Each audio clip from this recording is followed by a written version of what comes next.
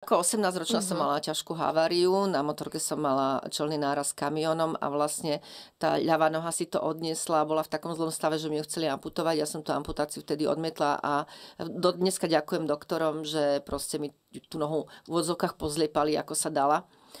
A vlastne tým pádom, že naše telo je veľmi múdre, ono si vie harmonizovať a ako má čo fungovať, tak podvedome celý život som tú ľavú nohu ako keby odľahčovala, tým pádom tá pravá noha bola viacej namáhaná, či už to bolo v bežnom živote alebo pri športovaní, takže preto v tej pravej nohe vznikol, ako keby som povedala, že väčší problém.